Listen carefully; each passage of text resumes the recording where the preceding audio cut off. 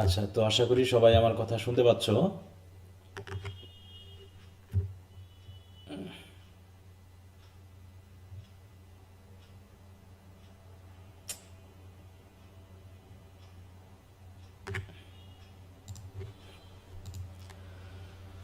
তো আমরা ছিলাম হচ্ছে অ্যাডভান্স রিডিং এবং রাইটিংয়ের কাছে, তাই তো? ওর ভিতরে তোমাদের আগামী 15 তারিখ পর্যন্ত সময় দিয়েছি পার্ট রিডিং ওয়ান, মানে পার্ট এর রিডিং ওয়ানের উপরে যে প্যাসেজগুলো আছে সেগুলো একটু পড়ে নিতে, তারপরে আমরা 15 তারিখে এগুলো নিয়ে আলোচনা করব। আর এর ভিতরে আমরা গ্রামাটিক্যাল কয়েকটি আলোচনা বিষয়ে আজকে করার কথা। আমি তোমাদের সাথে কিছু রেকর্ড ক্লাস শেয়ার করেছিলাম, ফার্স্ট ইয়ারের বা সেকেন্ড ইয়ারের হতে পারে, তোমরা হয়তো ক্লাসগুলো দেখেছো। দেখছো সবাই? জি স্যার। জি স্যার, দেখছি জি কিন্তু স্যার। সুন্দর সাউন্ড। আচ্ছা,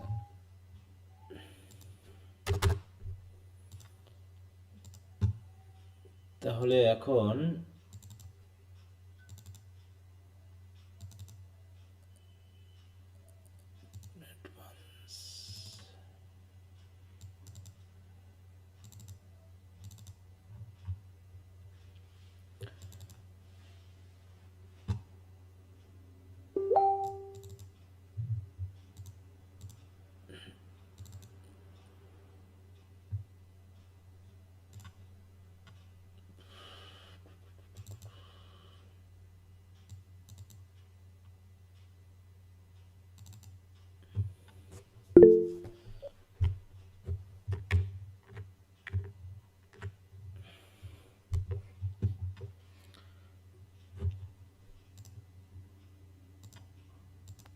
স্যার, আমি সবগুলা ক্লাস শেষ করতে পারি নাই।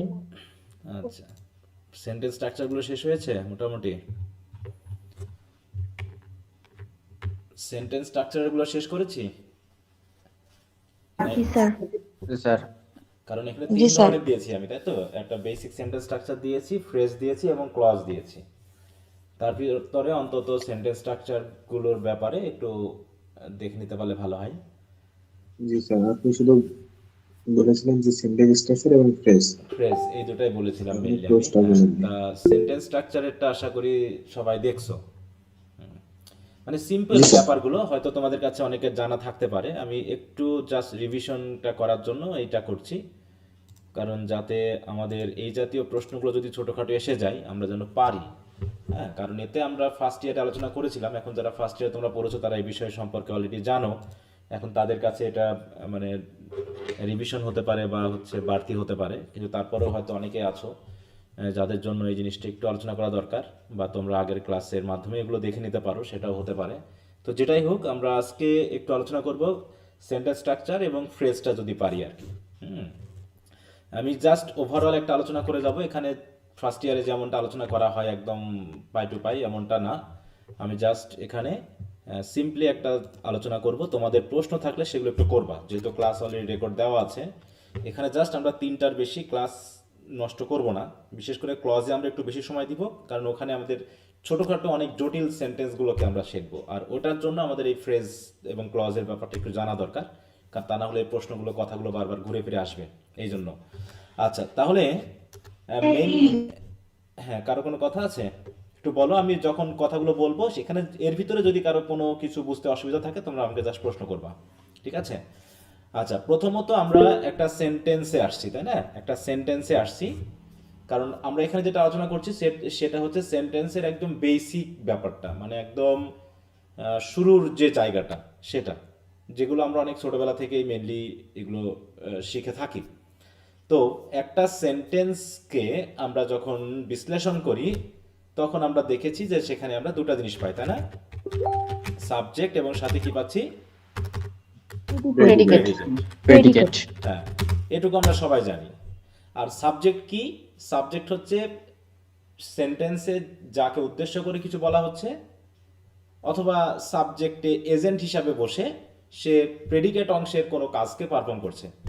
এটা হচ্ছে ব্যাপার। তাহলে প্রেডিকেট অংশে একটা কাজ দেওয়া স্যার, থাকে। সাউন্ড অনেক কম আসতেছে, আমি কিছু শুনতেছি না। সবার কি একই একই অবস্থা?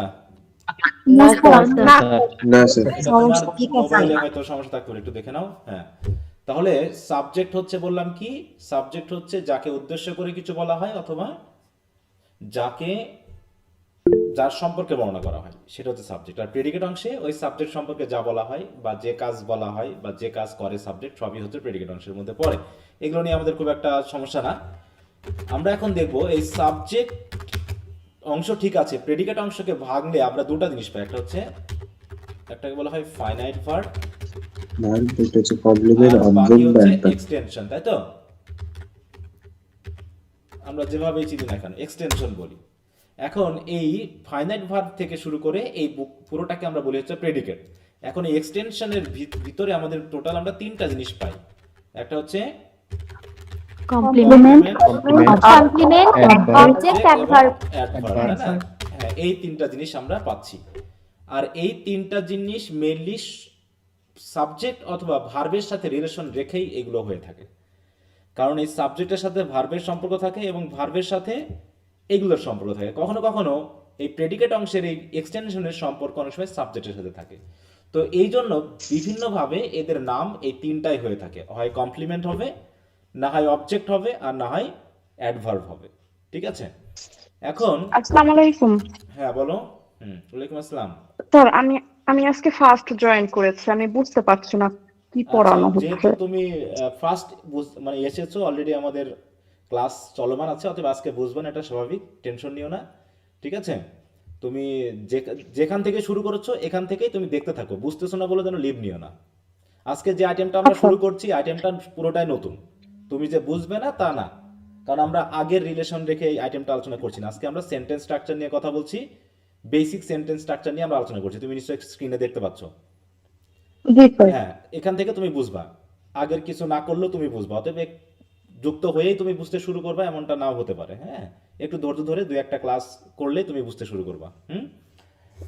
জি স্যার। হ্যাঁ, তাহলে আমরা বলছি কি যে সেন্টেন্সের দুটো অংশ থাকে, সাবজেক্ট এবং প্রেডিকেট। আর প্রেডিকেট অংশকে আমরা আবার যদি বিশ্লেষণ করি তাহলে আমরা আরো দুটো জিনিস পাই। একটা হচ্ছে ফাইনাইট ভার্ব, আর একটা হচ্ছে কি এক্সটেনশন। আর এক্সটেনশনের ভিতরে আমরা কমপ্লিমেন্ট পেতে পারি, অবজেক্ট পেতে পারি, অ্যাডভার্ব বলতে পারি। এই এক্সটেনশনকে অনেক সময় বলা হয়ে থাকে এই ফাইনাইট ভার্বের মডিফায়ার।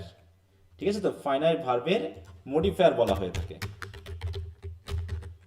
সরি, ফাইনাইট ভার্বের কি বললাম, মডিফায়ার বলা হতে পারে। ঠিক আছে? তো হ্যাঁ, তো এইভাবে আমরা দেখলাম। এখন ব্যাপারটা হচ্ছে যে এই তিনটার সাথে রিলেশন রেখেই মেইনলি আমাদের ভার্ব এবং সাবজেক্টের যে ভিন্নতাটা সেটা আমরা দেখব। তাহলে আমরা আলোচনাটা এই এক্সটেনশন থেকেই আমরা মেইনলি শুরু করে থাকি। তাহলে একটা সেন্টেন্সের আলোচনা, সাবজেক্টকে আমরা সবাই চিনি, ফাইনাইট ভার্ব আমরা সবাই জানি, কিন্তু কখন আমরা কমপ্লিমেন্ট বলবো, কখন আমরা অবজেক্ট বলবো, কখন আমরা অ্যাডভার্ব বলবো, এই জায়গাটা নিয়ে হচ্ছে আমাদের ভিন্নতা। আমরা প্রধানত শিখে এসেছি ভার্বের পরে যা থাকে তাই অবজেক্ট, অনেকটা এরকম আমরা ছোটবেলা থেকে শিখে থাকি, তাই না?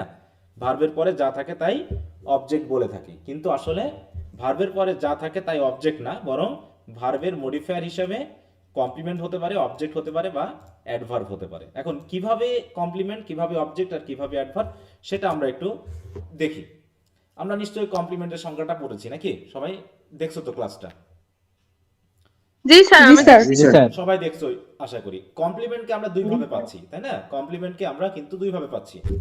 প্রথমত, কমপ্লিমেন্টটা হতে পারে সাবজেক্টের কমপ্লিমেন্ট, অথবা হতে পারে কার কমপ্লিমেন্ট, অবজেক্টের অবজেক্টের কমপ্লিমেন্ট। অবজেক্টের কমপ্লিমেন্ট। তাহলে এই দুইভাবে আমরা কমপ্লিমেন্টকে পেয়ে থাকি। জাস্ট যদি আমি একটা উদাহরণ লিখি যে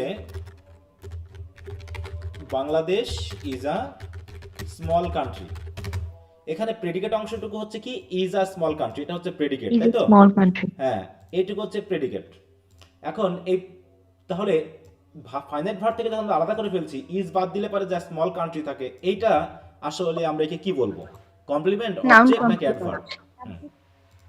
সাবজেক্ট কমপ্লিমেন্ট। এটাকে আমরা বলবো হচ্ছে কমপ্লিমেন্ট, তাই তো? এখন কমপ্লিমেন্টটা নাউন কমপ্লিমেন্ট। হ্যাঁ, এই কমপ্লিমেন্টটা দিয়ে কাকে নির্দেশ করছে? বাংলাদেশকে। সাবজেক্টকে। অতএব একে আমরা বলছি কি সাবজেক্টিভ কমপ্লিমেন্ট নাকি? জি স্যার। Subjective complement. আর যদি এরকমটা হতো যে উই কল বাংলাদেশ সোনার বাংলা নাকি?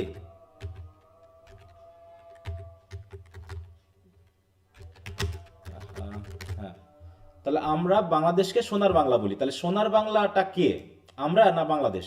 বাংলাদেশ। বাংলাদেশ। তাহলে এই সোনার বাংলাটি দিয়ে এই অবজেক্টকে কিন্তু মডিফাই করছে, তাই না?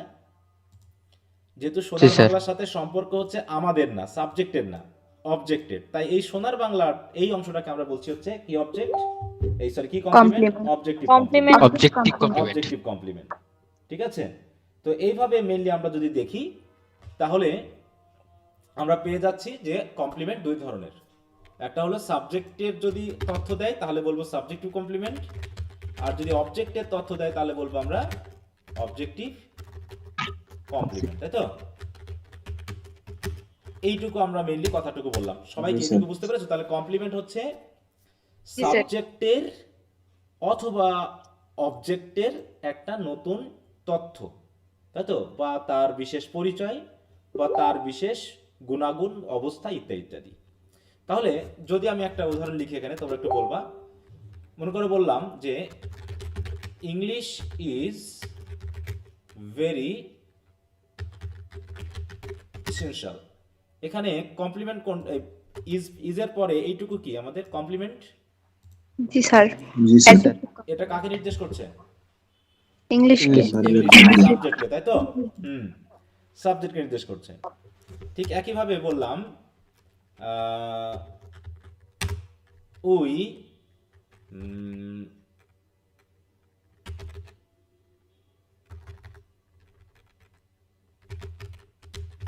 we nominated her our guide. এখানে আমরা তাকে নমিনেট করেছিলাম, তাই তো? আমরা তাকে নমিনেট করেছিলাম, কি হিসাবে নমিনেট করেছিলাম? আমার গাইড। গাইড হিসেবে। গাইড। Our তাহলে guide. গাইডটাকে, তার পরিচয়টা কি এখানে? হার, তাই তো? হার। তাহলে এটা হচ্ছে কি অবজেক্টিভ কমপ্লিমেন্ট, তাই না? এইটা তো এরকম, এই জিনিসটা হচ্ছে কিন্তু অবজেক্ট। দেখো উই নমিনেটেড হার, আমরা নমিনেট করেছিলাম তাকে। এবার তাকে কি হিসাবে করলাম, তার একটা নতুন পরিচয় হলো কি আওয়ার গাইড। তাহলে এই গাইডটা দিয়ে কাকে নির্দেশ করছে? আমাদের অবজেক্টকে নির্দেশ করছে। হ্যাঁ। যেহেতু অবজেক্টকে নির্দেশ করছে এই জন্য আমরা তাকে বলছি হচ্ছে অবজেক্টিভ কমপ্লিমেন্ট। তাহলে একটা কমপ্লিমেন্ট কাকে মডিফাই করবে বা কাকে নির্দেশ করবে তার উপর ভিত্তি করে দুই প্রকার। সাবজেক্ট নির্দেশ করলে সাবজেক্টিভ কমপ্লিমেন্ট, অবজেক্টকে নির্দেশ করলে অবজেক্টিভ কমপ্লিমেন্ট, এই তো? জি স্যার। দেখো জি, স্যার। এরপর আরেকটা জিনিস আমরা পেয়েছিলাম যে পার্সেল স্পিচের উপর ভিত্তি করে আবার কমপ্লিমেন্টকে তিন ভাগে পেয়েছিলাম, তাই তো?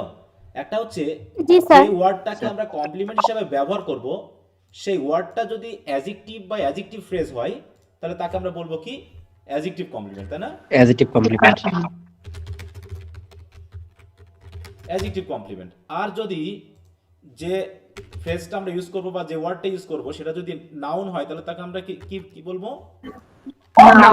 কমপ্লিমেন্ট। নাউন কমপ্লিমেন্ট, Non তাই তো? complement. এসেনশিয়ালটা কি অ্যাডজেক্টিভ, তাই না? সেই হিসাবে এটা একটি অ্যাডজেক্টিভ কমপ্লিমেন্ট।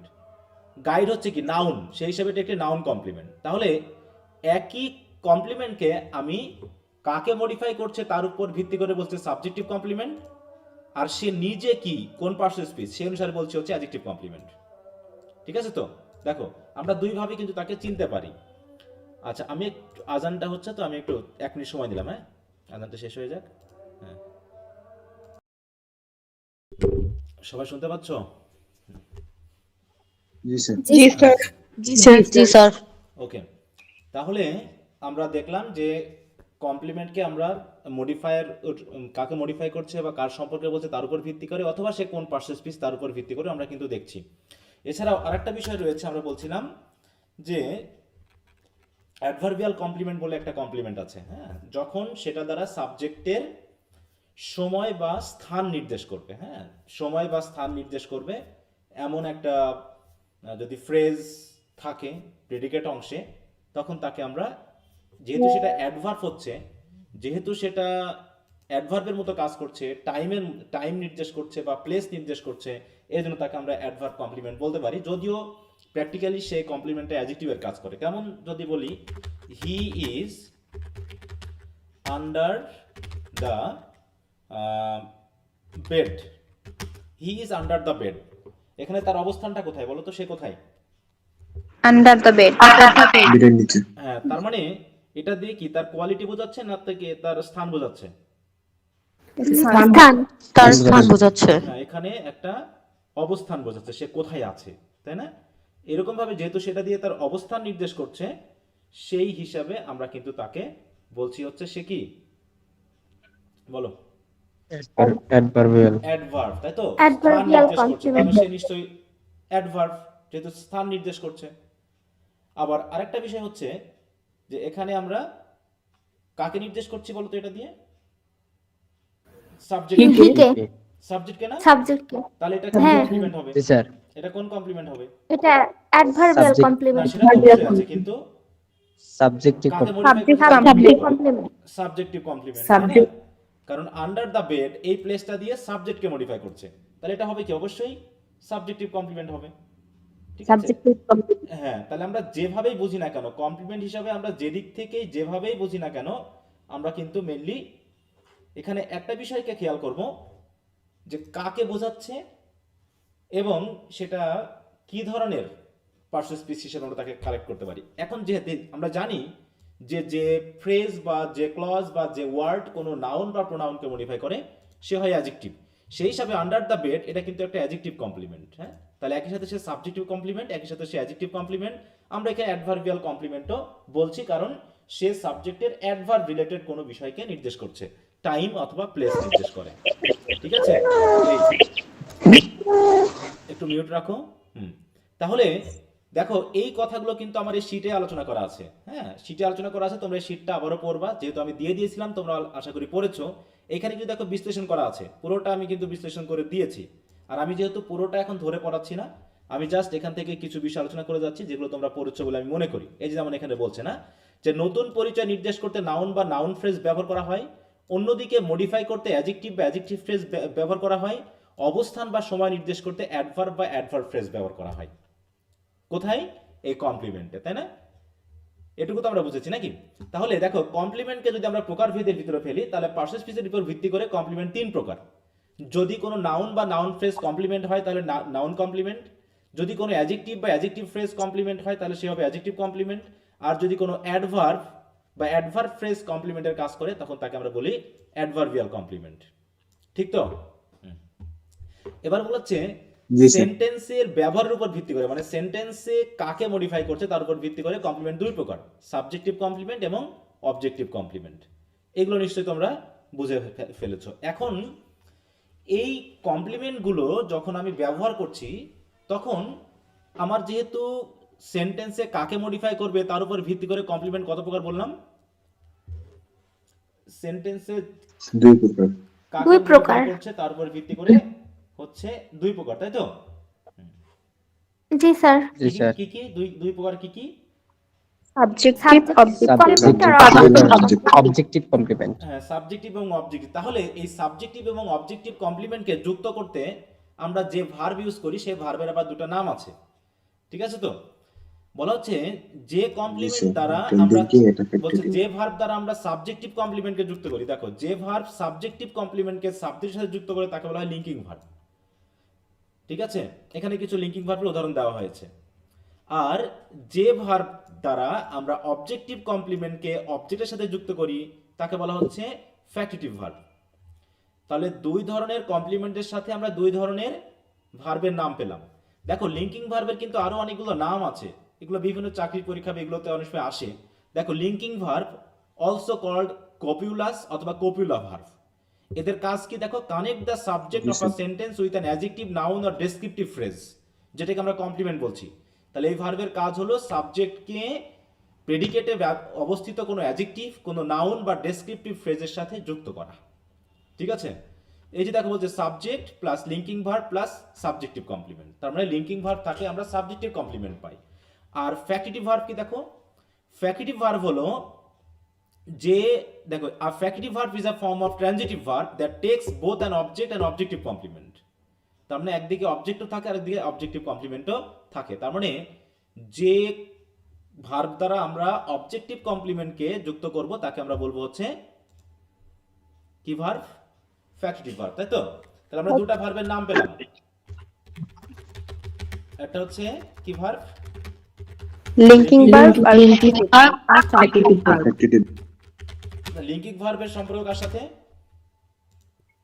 সাবজেক্টের সাথে। সাবজেক্টিভ সাবজেক্টের কমপ্লিমেন্টের সাথে কমপ্লিমেন্টেড, তাই না? সাবজেক্ট প্লাস হচ্ছে linking verb linking verb plus হচ্ছে subjective subjective complement. Complement, Complement. এরকম গঠনটা হবে, তাই তো? আর ফ্যাক্টিটিভ ভার্বের কাজ কি হচ্ছে? Subject plus factitive verb plus Factitive হচ্ছে verb. একটা অবজেক্ট থাকবে, তাই না? Objective complement. তারপর প্রথমে একটা অবজেক্ট থাকবে, ফ্যাক্টিটিভ ভার্বের পর অবশ্যই একটা অবজেক্ট থাকবে। Objective complement. তারপরে আসবে কি? Objective complement. এই হলো, তাহলে আমরা ফ্যাক্টিটিভ ভার্ব তাকেই বলবো যার অবজেক্টিভ কমপ্লিমেন্ট থাকবে অবজেক্টের সাথে, আর লিঙ্কিং ভার্ব তাকেই বলবো যার সাবজেক্টিভ কমপ্লিমেন্ট সাবজেক্টের সাথে যুক্ত করে দিবে। এই তাহলে দুটো ভার্বের নাম আমরা জানলাম, ঠিক আছে? এখন তাহলে ভার্বের নাম আমরা পেয়েছি দুই প্রকার কমপ্লিমেন্টের নাম অনুসারে, আবার সেই কমপ্লিমেন্টগুলো হচ্ছে কার সাথে রিলেটেড? সাবজেক্টের সাথে অথবা অবজেক্টের সাথে। কিন্তু আমরা আরো কয়েক প্রকার কমপ্লিমেন্টের নাম শিখলাম, যেটা হচ্ছে নাউন কমপ্লিমেন্ট, অ্যাডজেক্টিভ কমপ্লিমেন্ট এবং অ্যাডভার্ব। Objective adverb. এখন এই যে সেন্টেন্স স্ট্রাকচারটাকে, এই সেন্টেন্স স্ট্রাকচারটাকে যদি আমরা সেই বেসিক সেন্টেন্স স্ট্রাকচারের সাথে যাই, সেখানে কি ছিল? সাবজেক্ট এন্ড প্রেডিকেট, তারপরে কি পেলাম?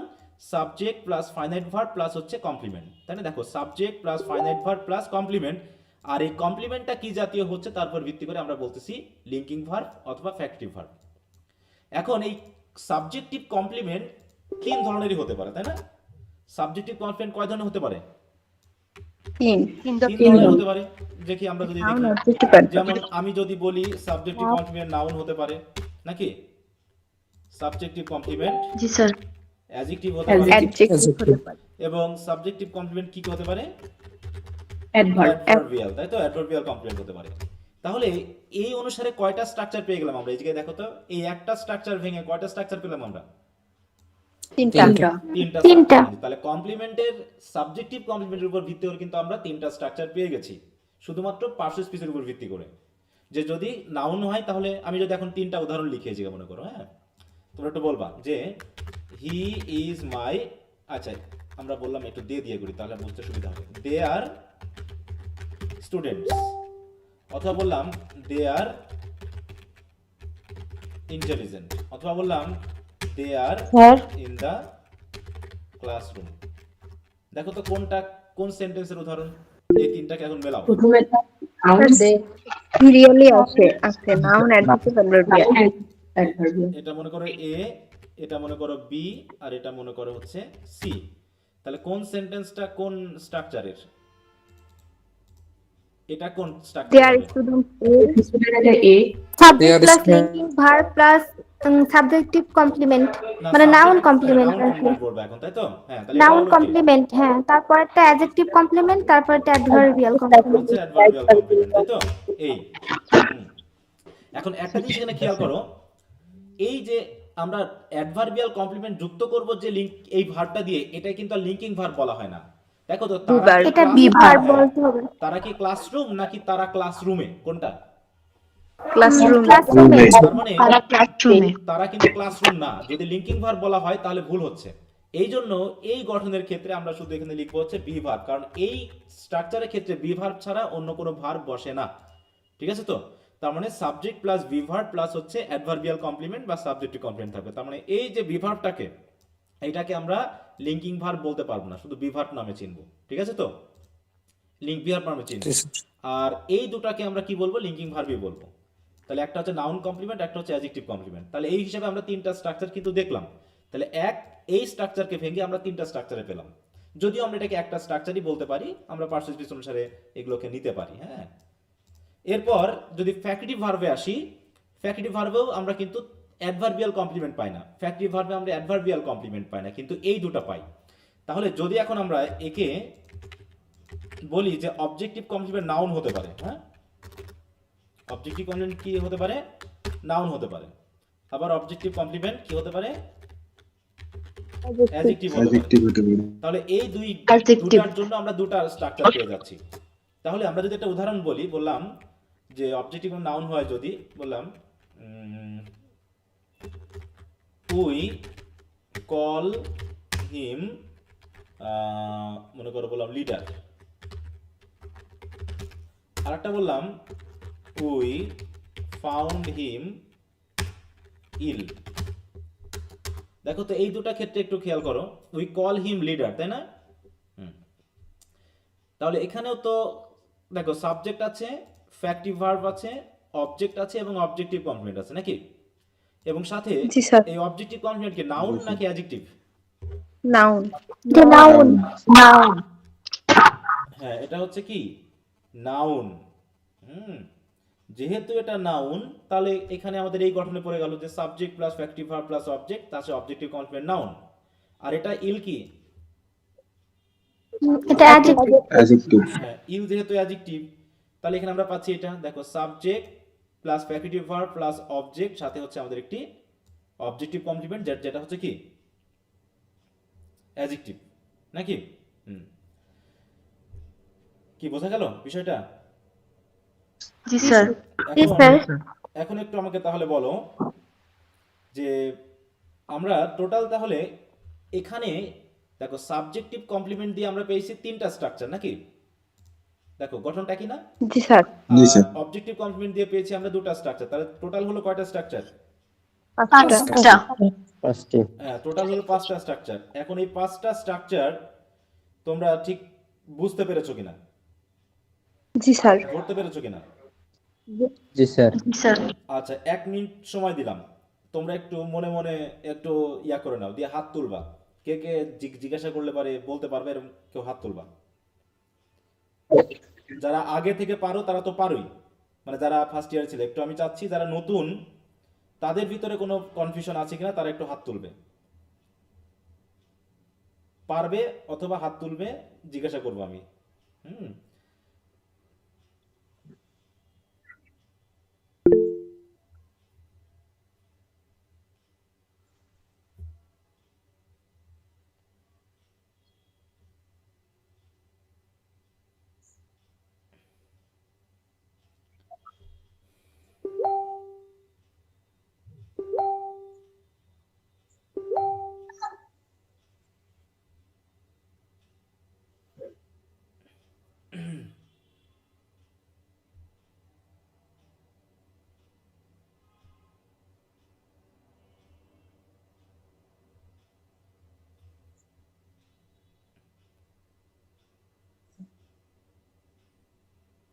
আচ্ছা, তো এখন আশা করি তোমরা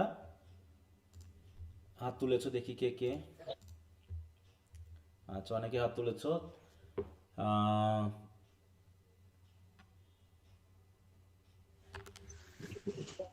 প্রথমে হাত তুলেছে কি আজকে? তানভিলা আক্তার। তানভিলা আক্তার নতুন।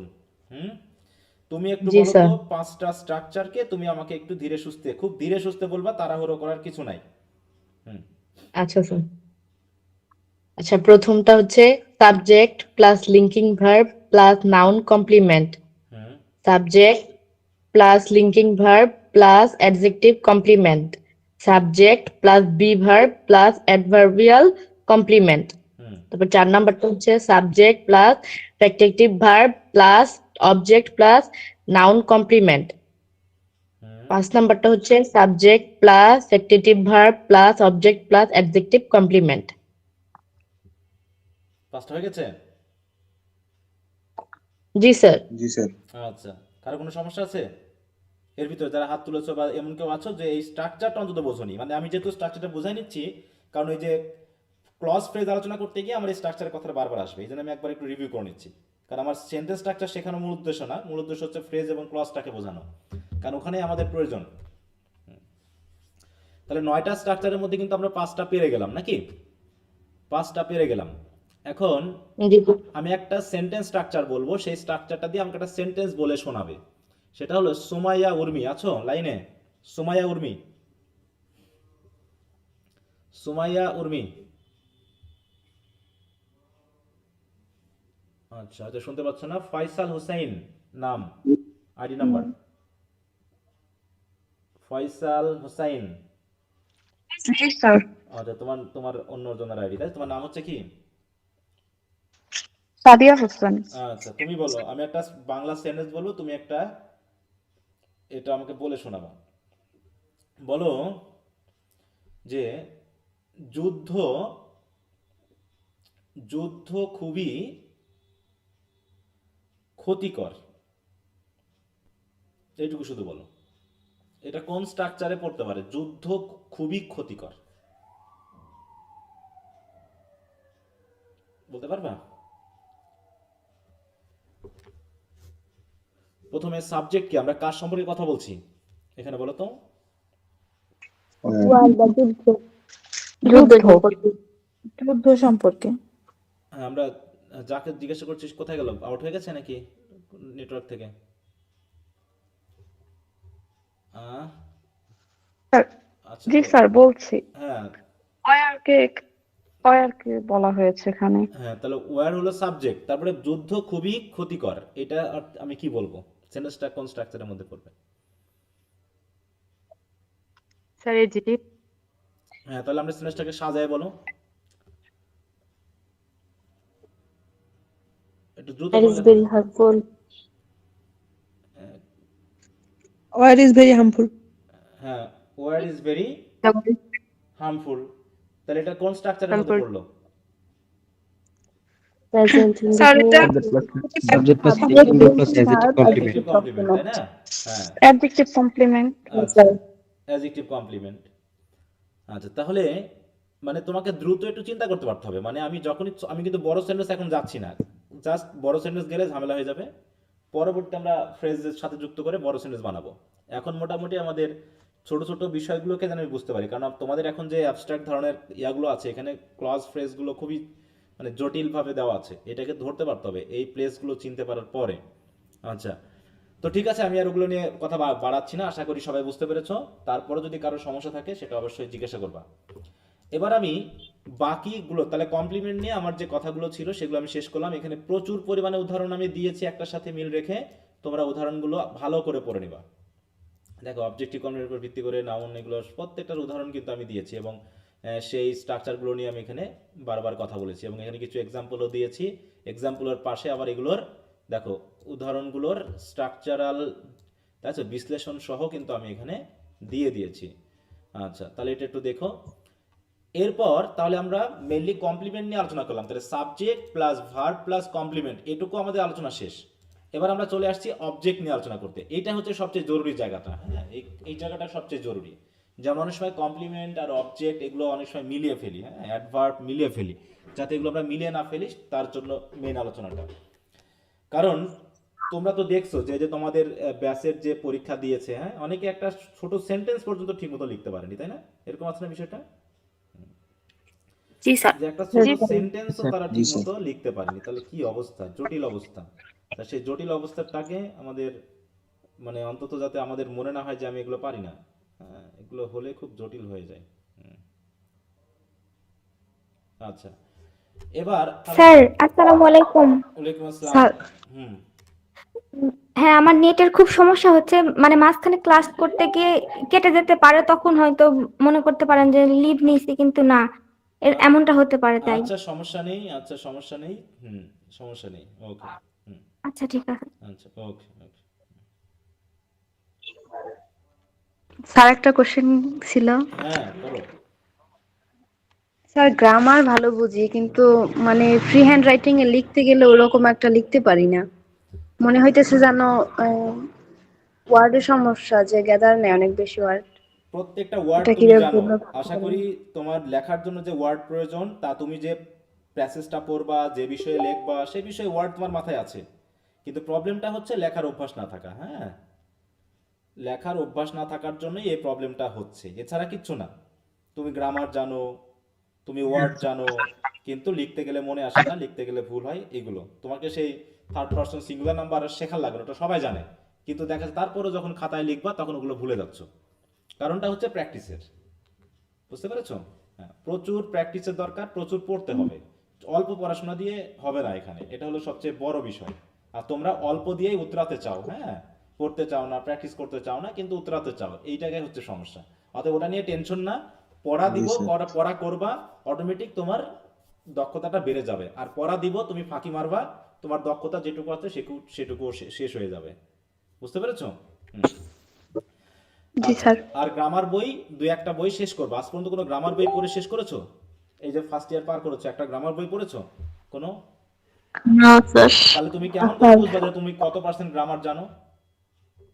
বলো, তুমি কি আদৌ বলতে পারবে? একটা গ্রামার বই কমপ্লিটলি না পড়া পর্যন্ত কেউ বলতে পারবে আমি গ্রামার সব পড়েছি? সম্ভব বলা কারো? না স্যার। বলা তো সম্ভব না। আর আমি ফার্স্ট ইয়ার মতো আবার একটা গ্রামার বেস শুরু করেন। হ্যাঁ বলো। কেউ কিছু বললাম? শুরু করেন। অর্ধেক মোটামুটি শেষ। আচ্ছা, তো ঠিক আছে, এখন আমরা অবজেক্টে চলে যাই। তাহলে কমপ্লিমেন্ট তো আমরা চিনলাম, তাহলে অবজেক্টটা কি? অবজেক্টটা হচ্ছে আরেকটু মাথা খাটাতে হবে। এগুলো ছিল হচ্ছে, দেখো সবগুলো ছিল কি তাদের একটা পরিচয় বা নতুন নাম এরকম। এখানে কিন্তু কোনো অ্যাকশন ভার্ব ছিল না। এখানে কি কোনো অ্যাকশন ভার্ব বোঝাচ্ছে? কোনো কিছু দিয়ে কোনো অ্যাকশন বা কাজ বোঝাচ্ছে? যে আই এম এ না student, sir. He is ill, এখানে কোনো অ্যাকশন ভার্ব নেই। হ্যাঁ স্যার। হ্যাঁ, কিন্তু এরপরে এমনও ভার্ব থাকবে যেগুলো দ্বারা সাবজেক্টের কোনো অ্যাকশন বোঝাবে। এখন এই অ্যাকশন যখন বোঝাবে, এই অ্যাকশনটা পারফর্ম করতে গিয়ে তখন আমাদের এমন হতে পারে যে সাবজেক্টের ওই কাজটা করতে গিয়ে কোনো কিছু প্রয়োজন আছে, অথবা হতে পারে তার কোনো কিছু প্রয়োজন নেই। যেমন আমি আর যদি একটা সেন্টেন্স বলি যে আমি বাজার থেকে কিছু বই কিনেছি, তাহলে আমি বাজার থেকে কিছু বই কিনেছি, এখানে অ্যাকশনটা কি বলো তো? এখানে কাজটা কি? বই কিনা। বা কেনা। কেনা। বই কেনা, কেনা, কাজটা হচ্ছে কেনা। তাহলে আমি যদি শুধু কেনা কথাটা বলি, শুধু কেনা কাজটা কি সম্ভব? আমি আছি আর কেনা কাজ আছে, কিন্তু বই নাই, কাজটা কি কমপ্লিট হবে? না স্যার। তাহলে না, স্যার। অটোমেটিক কি ওই জিনিসটা আমার প্রয়োজন হচ্ছে না? দেখো, তাহলে আমি বললাম যে I have bought some books, তাহলে এই বুকস গুলো কি আমি কি বুকস? না। নাকি না, স্যার। আমি একটা কাজ করেছি, সে কাজের সাথে রিলেটেড কিছু অবজেক্ট? তাহলে আমি কিনেছি কিছু জিনিস, তাহলে কিছু জিনিসটা হচ্ছে আমার ওই কেনা কাজের সাথে সরাসরি রিলেটেড। ঠিক আছে, তাহলে কোনো ভার্ব যখন সাবজেক্ট পারফর্ম করবে, সে কাজটা পারফর্ম করতে গিয়ে যে বিষয়গুলো ওই অ্যাকশনের সাথে সরাসরি রিলেটেড হবে এবং ওই অ্যাকশনের যে প্রভাব, সেই প্রভাবগুলোকে রিসিভ করবে। রিসিভ করা মানে কি? মানে ওর সাথে রিলেটেড হয়ে যাওয়া। অবজেক্টকে প্রধানত বলা হয় অ্যাকশন রিসিভার। ঠিক আছে, তো অ্যাকশন রিসিভার মানে সাবজেক্ট একটা কাজ করবে, অ্যাকশন করবে, সেই অ্যাকশনটা যে রিসিভ করবে সেই হচ্ছে অবজেক্ট। এখন যদি বলো আই ইট রাইস, ছোট্ট একটা সেন্টেন্স, আমরা ছোটবেলা থেকে পড়ে আসছি। তাহলে আমি খাচ্ছি, এই খাওয়া কাজের অ্যাকশনটা কার উপর ডিপেন্ড করে হচ্ছে? আমার তাহলে রাইসটাকে আমি কি বলবো? ভার্বের অবজেক্ট, অবজেক্ট। তাই তো? ভার্বের অবজেক্ট বলবো, কারণ ভার্বটাই হচ্ছে অ্যাকশন, আর অ্যাকশনের রিসিভার হচ্ছে এই রাইস। তাহলে পারফর্মার কে? অ্যাকশনের রিসিভার যদি রাইস হয়, তাহলে অ্যাকশনের পারফর্মার কে? কে পারফর্ম? আমি নিজে। আই। আই। তাহলে আই হচ্ছে এখানে এজেন্ট, মানে যে কাজটা করে, আর ইটটা হচ্ছে এখানে কাজ নিজে, আর এই কাজটা করতে গিয়ে যা কিছু প্রয়োজন সেটাই হচ্ছে আমাদের অবজেক্ট। যে অবজেক্ট, এই অবজেক্ট যদি না থাকে, আমার খাওয়া কাজটা কি হবে? মনে করো কিছুই নাই, আমার খাওয়া কাজ হবে?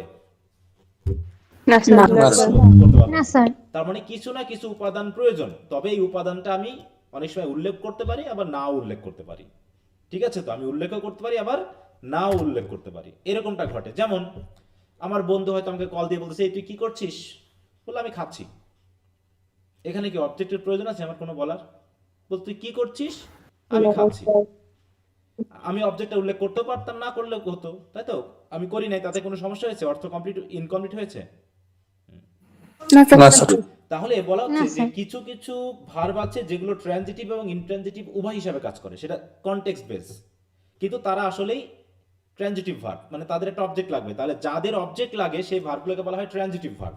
এখন বলো তো যে আই অ্যাম স্লিপিং, আমি একটা অ্যাকশন করছি, সেটা হলো কি স্লিপিং, আমি ঘুমাচ্ছি।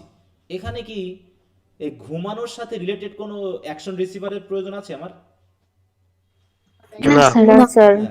জাস্ট আমি ঘুমাচ্ছি, তার মানে এখানে কিন্তু আমার অবজেক্টের প্রয়োজন নেই, অবজেক্টের প্রয়োজন নেই। তাহলে যে ভার্বের অবজেক্টের প্রয়োজন নেই তাকে আমরা বলছি ইনট্রানজিটিভ ভার্ব, আর যে অবজেক্টের প্রয়োজন আছে তাকে আমরা বলছি কি? Transitive verb. Intransitive verb. হ্যাঁ, তাহলে এখন আমরা দেখে গেলাম যে অবজেক্ট আর কমপ্লিমেন্ট কি একই জিনিস? বলো তো। না অবজেক্ট আর কমপ্লিমেন্ট কিন্তু একই জিনিস। যেমন বললাম কি আই অ্যাম রাইস, এটা কি হয়? না না স্যার। না আই অ্যাম স্যার রাইস, তাহলে আমি তো রাইস না। এখন যদি বলি আই অ্যাম ইটিং রাইস, তাহলে কি সেন্টেন্সটা হলো নাকি? আমি যদি শুধু লিখতাম আই অ্যাম রাইস, তাহলে কি সেন্টেন্স হতো? সেন্টেন্স হতো, কিন্তু সেন্টেন্সের যোগ্যতা হারাতো। যোগ্যতা বলে একটা বিষয় আছে, ঠিক আছে? সেন্টেন্সের যোগ্যতা আছে, বাংলা ব্যাকরণে পড়েছো কিনা আমি জানি না।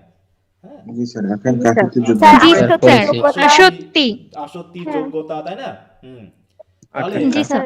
এইটা হচ্ছে যোগ্যতা হারিয়েছে, কিন্তু এর বাকি সবকিছু ঠিক আছে। হ্যাঁ, সাবজেক্ট আছে, লিঙ্কিং ভার্ব আছে, কমপ্লিমেন্ট আছে, নাউন কমপ্লিমেন্ট আছে, কিন্তু এভাবে তো বলি না আমরা। হ্যাঁ, হয়তো কোনো কনটেক্সটে আমরা বলতেও পারি যে গরু আকাশে ওড়ে। হ্যাঁ, তো এটা হতেও পারে। তাহলে ঠিক ওরকম ভাবে এখানে যদি আমি ইটিং লাগাচ্ছি, তখনই আমার একটা কমপ্লিট সেন্স আসছে, এবং রাইসটা আমি না, বরং আমার খাওয়ার সাথে রিলেটেড একটা অবজেক্ট বলে আমি মনে করতেছি। এই জায়গাটা একটু ভালো করে খেয়াল করবা।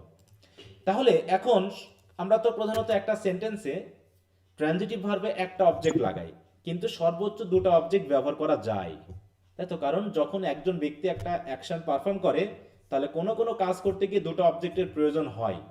যেমন আই অ্যাম টিচিং, এই টিচিং যে ভার্বটা, এটার সাথে কি অবজেক্ট লাগে না? কোনো লাগে? না স্যার লাগে স্যার এখন আমি বললাম যে আই অ্যাম টিচিং, মানে আমি পড়াচ্ছি, তাই তো? আমি পড়াচ্ছি বা আমি শেখাচ্ছি। তাহলে এখন লাগে না। এখানে অবজেক্টের প্রয়োজন লাগে। নেই। এমনি এমনি কি হবে? লাগে লাগে আমার কোনো লাগে, এটা 100% লাগবে। স্যার লাগে লাগবে। লাগে। তাহলে কয়টা অবজেক্ট লাগবে? মনে করো আমি বললাম যে I am I'm teaching teaching English, এটা দিলে কি হবে? আর কোনো অবজেক্টের প্রয়োজন আছে এখানে? না কেন? কেউ নেই। আমরাও দেখতে পারবো আমার কোনো স্টুডেন্ট নাই, আমি শুধু পড়ালে হবে? স্টুডেন্ট নেই তো। হ্যাঁ, সেটাই তো। I am teaching him English. তাহলে একটা তো কিছু লাগবে, কারণ আমি যেটা টিচিং করতেছি, তাই তো, সেইটা তো আবার কাউকে রিসিভ করতে হবে, তাই না? যদি সেই ব্যক্তি না থাকে, এই একটা অবজেক্ট থাকা সত্ত্বেও সেন্টেন্সটা কিন্তু কমপ্লিট হচ্ছে না, অ্যাকশনটা পারফর্ম হচ্ছে না। হচ্ছে কি কমপ্লিটলি পারফর্ম হচ্ছে না, কিন্তু কারণ আমার সামনে কেউ নেই। সেটা অনলাইনে হোক আর অফলাইনে হোক আর যেখানেই হোক, আমার তো কেউ থাকতে হবে যাকে আমি শেখাবো। তাহলে দেখা যাচ্ছে যে এই টিচ ভার্বটার সাথে আমার দুটো অবজেক্ট দিতে হচ্ছে, তা নাহলে একটা অবজেক্ট দিয়ে কাজ হচ্ছে না।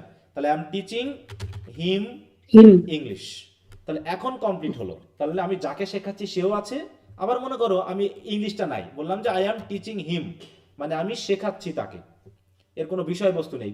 কি শিখাচ্ছে এর কোনো উত্তর নেই। কোনো বিষয়বস্তু নেই, তাহলে কি শেখাচ্ছে সেটা তো নাই। তার মানে অটোমেটিক দেখা যাচ্ছে যে কিছু কিছু ভার্ব, এটা কিন্তু আবার সব ভার্বের ক্ষেত্রে হচ্ছে না। যেমন আমি মনে করে বললাম যে I am feeding the baby কি রাইস, তাহলে আমি শিশুটিকে ভাত খাওয়াচ্ছি নাকি? তাহলে আমি খাওয়াচ্ছি কাকে? শিশুটিকে শিশুটিকে। এখন শিশুটিকে। কিছু নাই আমার কাছে, আমার কাছে কিছু নাই, খাওয়ানোর কাজটা হবে? বলো। না না স্যার। একইভাবে না মনে করো আই অ্যাম ফিডিং রাইস, আমি ভাত খাওয়াচ্ছি কিন্তু কেউ নাই, এই কাজটাও কি হবে? না স্যার তাতেও না হবে না। স্যার। তাহলে দেখা যাচ্ছে যে এই ফিডিং, টিচিং, এরকম অসংখ্য ভার্ব আছে যাদের আমার দুটো অবজেক্টের প্রয়োজন হচ্ছে। একটা অবজেক্ট হচ্ছে যে আমি যে কাজটা পারফর্ম করতেছি সেই কাজটার সাথে রিলেটেড প্রভাবটা আরেকজন গ্রহণ করতেছে। না, আমি ইংরেজি শেখাচ্ছি আর ইংরেজিটা কি আমি শিখছি না কেউ শিখছে? আমি শিখছি, কেউ শিখছে। না কেউ শিখছে? কেউ শিখছে। হ্যাঁ, তাহলে আমি খাওয়াচ্ছি, তাহলে আমি খাচ্ছি না অন্য কেউ খাচ্ছে? অন্য কেউ খাচ্ছে। তার মানে অন্য কেউ খাচ্ছে। হ্যাঁ, তাহলে আমি যে অ্যাকশনটা করছি এটা আসলে অন্য কারো দ্বারা হচ্ছে। ঠিক আছে তো? এগুলোকে বলা হয় পজিটিভ ভার্ব বলা হয়, অনেক ক্ষেত্রে পজিটিভ ভার্ব বলা হয়, সেটা অন্য কিছু আছে। স্যার এখানে একটা হ্যাঁ বলো।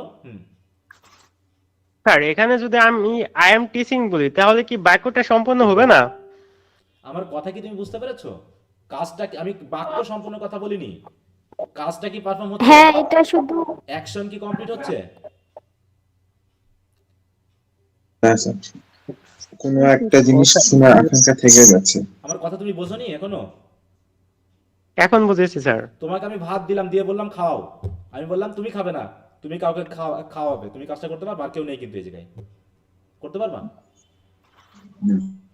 না স্যার। হ্যাঁ, কনটেক্সট বুঝে তুমি অনেক সময় অবজেক্ট নাও বসাতে পারো, কিন্তু ওই অবজেক্টটা পারফর্ম করতে যে আমার দরকার হয় সেটা তুমি ফিল করতেছো কিনা বলো? এই যে মনে করো যে আমাকে এখন কেউ কল দিয়ে বললো, মিলন কি করো? আমি বললাম আমি পড়াচ্ছি। কি অর্থ কমপ্লিট হয়নি এখানে? হয়েছে, অর্থ কিন্তু কমপ্লিট হয়েছে। অটোমেটিক অন্যজন বুঝে নিয়ে গেছে যে ওর সাথে কেউ আছে, তাহলে এটা কি বুঝবে কিনা? জি স্যার। জি স্যার। হ্যাঁ, যদি কেউ না থাকে আমি কি পড়াতে পারবো? অতএব আমি উল্লেখ করি আর না করি, এটা আমার মধ্যে অটোমেটিক চলে আসতেছে, বা আমি যাকে বলবো সে বুঝে যাবে যে তার মানে ওর সাথে কেউ না কেউ আছে, যার সাথে সে কাজটা করতেছে। ব্যাপারটা এইরকম। তাহলে সেটা উল্লেখ করার প্রয়োজন হোক আর না হোক, তোমার দুটো অবজেক্টের প্রয়োজন এখানে আছে। সেন্টেন্স কমপ্লিট হওয়া আর কাজ কমপ্লিট হওয়া দুটো আলাদা জিনিস। হ্যাঁ, ওই যে বললাম কনটেক্সট ভেদে তুমি শুধু বলতে পারো যে আই এম ইটিং, মানে আমি খাচ্ছি, এটাও তুমি বলতে পারো, তাতে অর্থ কমপ্লিটই হচ্ছে। কিন্তু কাজটা পারফর্ম হতে গিয়ে আমার অবজেক্টের প্রয়োজন আছে কি না আছে, তুমি ফিল করছো কিনা, সেটা হলো বড় কথা। যখনই বলতেছি যে আমি পড়তেছি, তখন তুমি বুঝতেছো না যে আমার সামনে কিছু আছে, আমার সাথে কিছু আছে? বলো। যখন আমি বলতেছি আমি পড়তেছি, জি স্যার। তাহলে অবশ্যই তুমি জি বুঝতে স্যার। পারছো কিছু না কিছু একটা উপাদান আছে, তাহলে ওই কাজটার মাধ্যমে আমি পারফর্ম করতেছি। তাহলে এরকম ভাবে অ্যাকশন রিসিভার কখনো দুটো থাকতে পারে, কখনো একটা থাকতে পারে। এই হিসাবে আমরা বললাম কি, যে ভার্বের অবজেক্ট থাকে, হ্যাঁ আচ্ছা পরে, যে ভার্বের অবজেক্ট থাকে তাকে আমরা বলি কি? Transitive verb. ট্রানজিটিভ। ট্রানজিটিভ তাই তো? ভার্ব। আর যে ভার্বের অবজেক্ট থাকে না তাকে বলি কি? Transitive verb. Intransitive verb. তাই তো? এখন এই ট্রানজিটিভ ভার্ব দ্বারা যে সেন্টেন্সটা হয়, আমরা মনে এরকম বলি, সাবজেক্ট প্লাস হচ্ছে ট্রানজিটিভ ভার্ব প্লাস হচ্ছে অবজেক্ট। হ্যাঁ, এখন এই ভার্বটাকেই আমরা দুই ভাবে চিনতে পারি। এই ট্রানজিটিভ ভার্বটাকে আমরা দুই ভাবে চিনতে পারি। একটা হচ্ছে যদি একটা অবজেক্ট থাকে তাহলে আমরা কি ট্রানজিটিভ বলছিলাম? ভার্ব, মনোট্রানজিটিভ, তাই তো? আর যদি দুটো অবজেক্ট থাকে তখন কি বলবো কি? ডাইট্রানজিটিভ, ডাইট্রানজিটিভ প্রথমে হবে কি? ইনডিরেক্ট অবজেক্ট ইনডিরেক্ট অবজেক্ট, দেন ডিরেক্ট অবজেক্ট। প্লাস হচ্ছে ডাইরেক্ট অবজেক্ট, নাকি? এই তার মানে ডাইরেক্ট অবজেক্ট মানে যেটার সাথে সরাসরি ভার্ব রিলেটেড, যেটার সাথে সরাসরি ভার্ব রিলেটেড। কোনটা? ফিড মানে খাওয়ানো, তাহলে ভার্বের সাথে রিলেটেড কোনটা সরাসরি? ফিড। না, হ্যাঁ ফিড তো ভার্ব, Rice. কিন্তু খাওয়ানোর সাথে রিলেটেড কোনটা সরাসরি? কি খাওয়াচ্ছে? Rice, right. রাইস, তাই না? সেটা হচ্ছে তাহলে রাইস। তাহলে এটা হচ্ছে আমাদের ডাইরেক্ট অবজেক্ট, মানে একদম কাজের সাথে আমি শেখাচ্ছি কি? বলো। ইংলিশ, শেখানোর সাথে ইংলিশ। এখন এই ইংলিশটা কেউ রিসিভ করছে সেটা আলাদা জিনিস, কিন্তু যে কাজটা হচ্ছে তার সাথে একদম ডাইরেক্টলি রিলেটেড কোন অবজেক্টটা, সেটাকে আমরা বলবো ডাইরেক্ট অবজেক্ট। আর যেটা রিসিভ করছে অন্য কেউ, তখন তাকে আমরা বলছি ইনডাইরেক্ট অবজেক্ট। বুঝতে পেরেছো? তাহলে রাইসটা খাচ্ছে হচ্ছে বেবি, কিন্তু খাওয়াচ্ছিটা কি? আমি রাইস। আমি টিচিং করছি ইংরেজি, আর ইংরেজিটা সে গ্রহণ করছে, মানে রিসিভ করছে, সে শিখছে, কিন্তু আমি টিচিংটা করছি কি? সেটা হলো আমার কথা। ঠিক একইভাবে মনে করো আমি তাকে যদি একটা উদাহরণ বলি যে I gave him some money. Give মানে দেওয়া, তাহলে দেওয়ার সাথে ডাইরেক্টলি রিলেটেড কোনটা, কোন ভার্বটা? মানি, তাই না? অতএব তোমাকে সেন্টেন্সের অর্থই বলে দিবে যে আসলে কোনটা ডাইরেক্ট অবজেক্ট, কোনটা ইনডাইরেক্ট অবজেক্ট। বুঝতে? তোমাকে এর জন্য মুখস্থ করতে হবে না, তোমার সেন্টেন্সই তোমাকে বলে দিবে যে কোনটা ডাইরেক্ট অবজেক্ট আর কোনটা ইনডাইরেক্ট অবজেক্ট। কি আমার কথা বোঝা গেছে? জি স্যার। অতএব এর জন্য তোমাকে আলাদা করে মুখস্থ করার দরকার নেই, তুমি অলরেডি বুঝে গেছো যে তোমার আসলে কোনটা ডাইরেক্ট আর কোনটা ইনডাইরেক্ট। প্র্যাকটিক্যালি বুঝো, এখানে মুখস্থর কিছু নাই, কিন্তু আমি আশা করি অলরেডি তোমাদের মুখস্থ হয়ে গেছে বিষয়টা। তাহলে যার অবজেক্ট লাগে তাকে বলে ট্রানজিটিভ ভার্ব। এখন অবজেক্ট যদি একটা হয় তাহলে মনোট্রানজিটিভ ভার্ব, অবজেক্ট যদি দুটো হয় তাহলে হবে ডাইরেক্ট ট্রানজিটিভ। তাহলে এটা দিয়ে কিন্তু আমরা তাহলে অবজেক্ট দিয়ে বা ট্রানজিটিভ ভার্ব দিয়ে কিন্তু আমরা দুটো সেন্টেন্সের স্ট্রাকচার শিখে গেলাম। তাহলে আমাদের টোটাল স্ট্রাকচার হয়ে গেল কয়টা? 7টা, নাকি? কমপ্লিমেন্ট দিয়েছিল 5টা, আর ট্রানজিটিভ ভার্ব দিয়ে হলো আমাদের আরো 2টা। আচ্ছা, ফ্যাক্টিটিভ ভার্বও কিন্তু এক ধরনের ট্রানজিটিভ ভার্ব, কিন্তু আমরা ওকে কমপ্লিমেন্ট দিয়েই বিবেচনা করলাম, ঠিক আছে? আপাতত। আচ্ছা, এই পর্যন্ত কারো কোনো কথা আছে কিনা? না স্যার। না স্যার। আচ্ছা, অবজেক্ট, কমপ্লিমেন্ট কি, এইগুলোর পার্থক্যটা বুঝতে পেরেছো তো? একটু বলি যে হি ইজ আ সিঙ্গার, আর বললাম আই মেট আ সিঙ্গার। দেখো, প্রেডিকেট অংশে এক্সটেনশনে দুটাতেই সিঙ্গার আছে, কিন্তু দুটার পরিচয় কি একই? না স্যার। না স্যার, কোনটা কি? প্রথমটা কমপ্লিমেন্ট, দ্বিতীয়টা অবজেক্ট।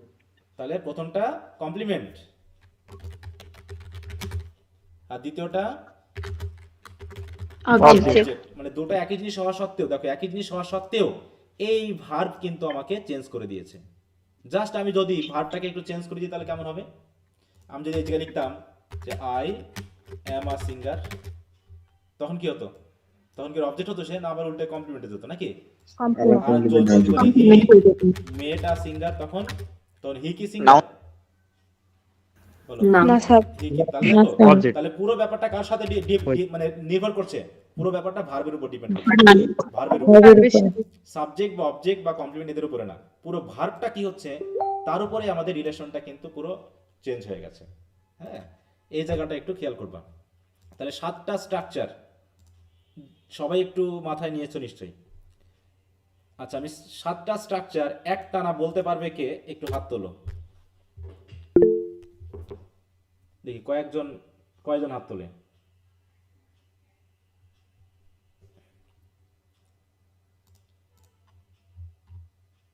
আচ্ছা, অনেকে স্যার মুখ। আচ্ছা, দেখি একজনকে ধরি আমি। হ্যাঁ, সেটা হচ্ছে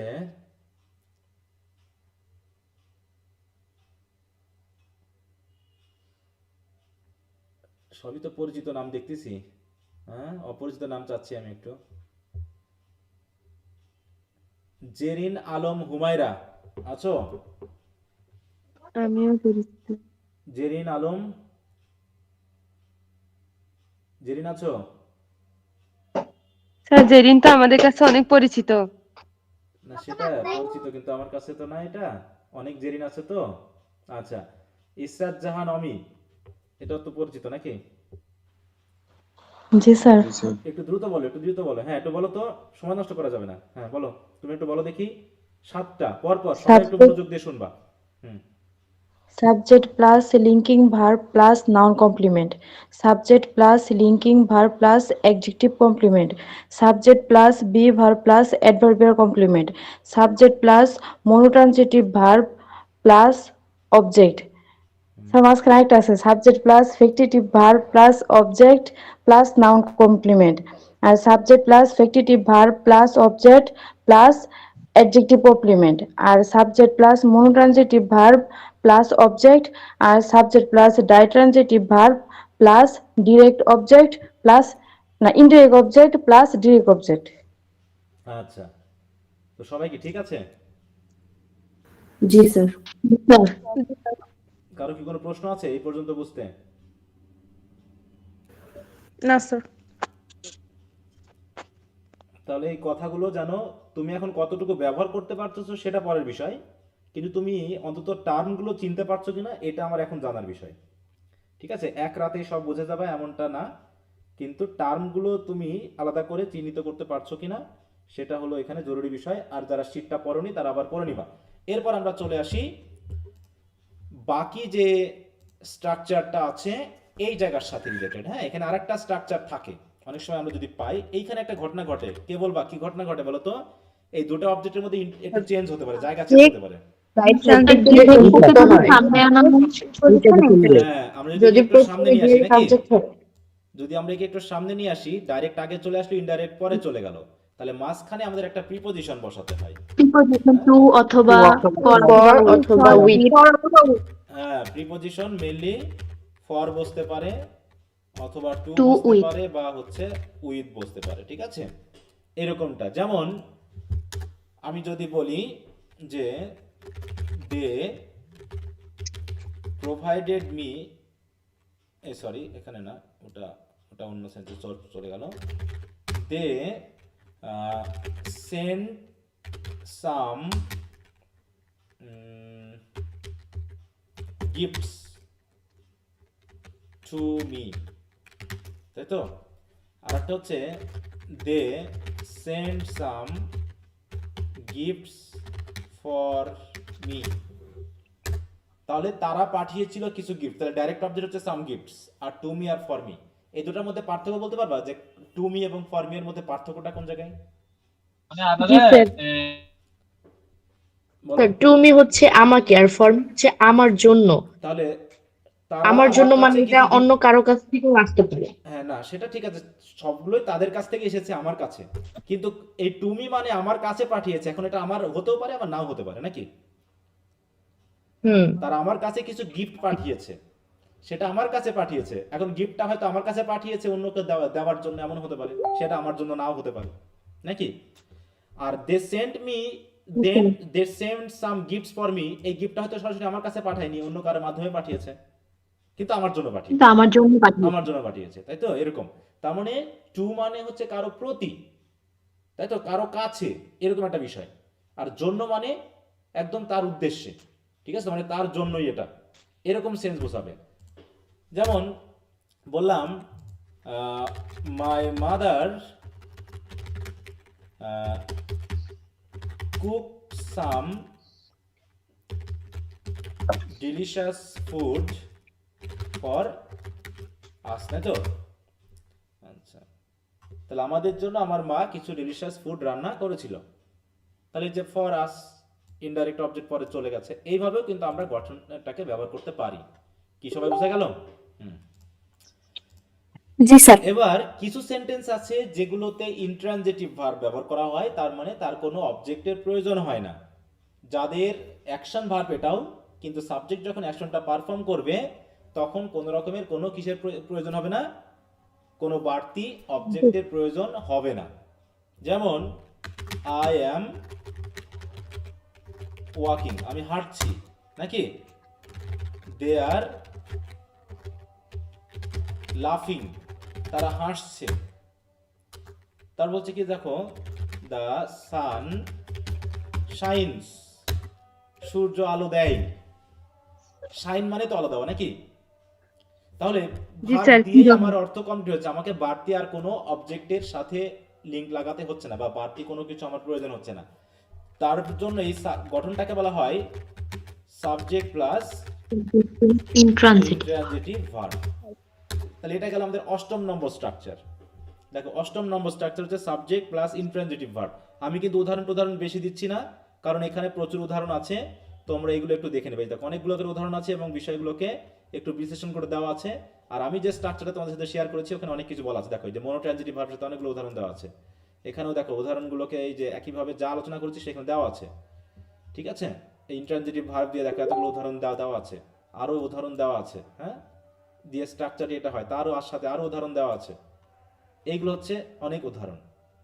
এরপর দেখো তাহলে সাবজেক্ট ভার্ব আমরা শিখলাম, কমপ্লিমেন্ট শিখলাম, অবজেক্ট পর্যন্ত শিখলাম, তাই তো। অবজেক্ট দিয়ে তাহলে আমরা কয়টা স্ট্রাকচার পেলাম? টোটাল দুইটা না, অবজেক্ট দিয়ে পেলাম দুইটা, একটা মনোট্রানজিটিভ ভার্ব আর একটা হচ্ছে ড্রাই ট্রানজিটিভ ভার্ব। আর অবজেক্ট ছাড়া পেলাম কয়টা? একটা, সেটা হচ্ছে কি সাবজেক্ট প্লাস ইন্ট্রানজিটিভ ভার্ব, ঠিক তো। জি স্যার। আচ্ছা, এখন অ্যাডভার্ব সরাসরি কোনো স্ট্রাকচারের সাথে রিলেটেড না, অ্যাডভার্ব সরাসরি কোনো স্ট্রাকচারের সাথে রিলেটেড না, সে যে কোনো স্ট্রাকচারের সাথে বসতে পারে, ঠিক আছে। সে যে কোনো অ্যাডভার্ব যে কোনো স্ট্রাকচারের সাথেই আসতে পারে, ওটা আমরা শেষে আলোচনা করব। তার আগে আমরা একটু আলোচনা করে নিব, সেটা হলো এই যে নতুন একটা স্ট্রাকচার সেটা হলো দেয়ার দিয়ে। দেয়ার দিয়ে প্রধানত আমরা সেই স্ট্রাকচারটিকে ব্যবহার করে থাকি যেটা দ্বারা কোনো কিছুর অবস্থান নির্দেশ করে। দেখো সাধারণত কোনো কিছুর অবস্থান নির্দেশ করতে দেয়ারের এই স্ট্রাকচারটি ব্যবহার করা হয়, যেটাকে দেয়ার দিয়ে শুরু হয় সেন্টেন্সটা। যে দেয়ার দিয়ে শুরু হয় সেই দেয়ারকে বলা হয় ইন্ট্রোডাক্টরি দেয়ার। হ্যাঁ, ইন্ট্রোডাক্টরি দেয়ার। তাহলে ইন্ট্রোডাক্টরি দেয়ার ব্যবহার করে ইংলিশ ল্যাঙ্গুয়েজে একটি বেসিক সেন্টেন্স স্ট্রাকচার আছে, একটাই আছে, সেটা হলো দেখো দেয়ার প্লাস ভার্ব, তারপর হচ্ছে সাবজেক্ট, তারপর হচ্ছে অ্যাডভার্বিয়াল। তাহলে দেয়ার দিয়ে শুরু সেন্টেন্সের সাবজেক্ট কোথায় থাকে, ভার্বের আগে না পরে? বলো তো। ভার্বের পরে। ভার্বের পরে। সরি। এবং এখানে দেয়ারের কিন্তু কোনো অর্থ থাকে না। এখানে দেয়ারের কিন্তু কোনো মিনিং নেই। হ্যাঁ, এই দেয়ারের কিন্তু কোনো মিনিং নেই। যেমন আমি যদি একটা সেন্টেন্স বলি যে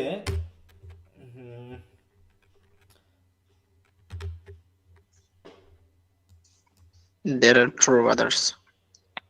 মনে করে আমি একটা উদাহরণ বললাম, বাংলা লেখাগুলো কই, আচ্ছা